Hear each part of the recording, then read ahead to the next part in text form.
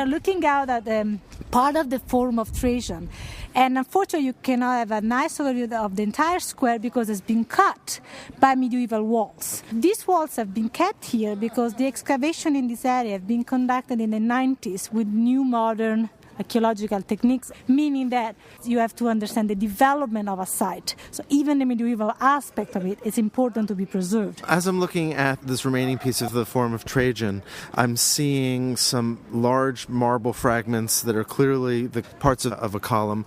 And if you walk a little further, we can see a little bit of the original flooring.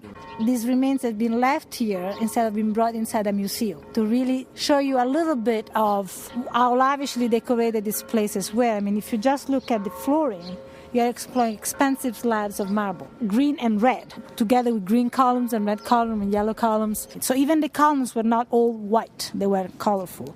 It was a way of displaying the wealth. Being able to bring marbles from all over the empire into Rome, and being a Roman could permit you to bring the empire to you. Let's go take a look at the Column of Trajan. So, the column, there are 22 different layers. They are not panels because they go around. So there's a kind of spiral. And it narrates the two main campaigns, I should say, that Trajan fought against the Dacian chronologically. So it goes from the beginning of the war up to the top part that you can barely see, but at the end there is a scene of sacrifice. But if you're looking at some of the scenes, you see that they're like building camps, building bridges. Yes, building the fortifications. And as we were saying earlier, in a sense, when you're going to bring your army somewhere, you're going to build the infrastructure that's necessary to actually maintain that place. Yes, and we know that actually the army was the building force during these wars, because there would be camps and then would remain and would be transformed into city and roads and things like that. The image of this guy with his back towards us, this bearded man, is actually a representation of the Danube River, where the campaign started. We know that in Germany. Yes, it was. And what is today? More or less Austro-Germany, is that Central Europe. So that's really a personification of the river Danube. Yes. Okay. All rivers are represented as bearded, half-naked men. Usually they're symbols to identify them. For example, an obelisk for the Nile, the she-wolf and the twins for the Tiber River.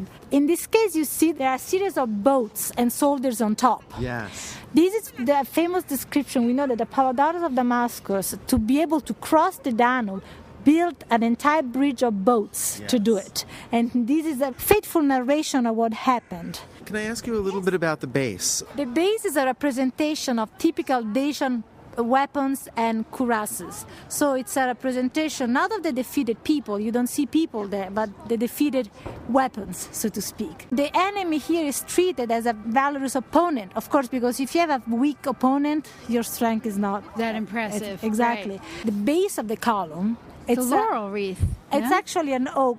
It's a victory crown. Still struggling with how it's made. Those are blocks of marbles carved. Inside it's empty. You can walk. There's a staircase. Yeah, there is a staircase inside. You can see the small windows. Yeah.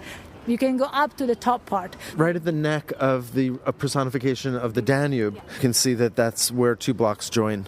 Just to get a sense of scale. There are 22 layers, and each layer is approximately 1 yard. The base is also huge. So they carved pieces of the band and put them together? Exactly. No, they carved pieces. Is this painted? It was painted over with colors, and the colors would have helped to read it. But still, there was a percentage that was lost. But presumably, at least if you ascended the libraries on either side, you'd be able to gain some elevation. Absolutely, yes. Again, it's a celebration of the army. It's the greatness of the empire, of the Roman people, be able to bring civilization. It's their ingenuity, it's their engineering prowess, it's their discipline. It's their ability to build. And those are, of course, attributes that last beyond the victory. And it makes sense to celebrate them here because those are attributes that really take into account the entire grandeur of the city and the culture. Exactly, and it's also a celebration not just of a victory, but of the entire reign of Trajan, so to speak, because he was able to build something lasting. If you think about the Forum, yes, it's still lasting today. The idea was celebrate the person in his entirety, not just one of the aspects of his life.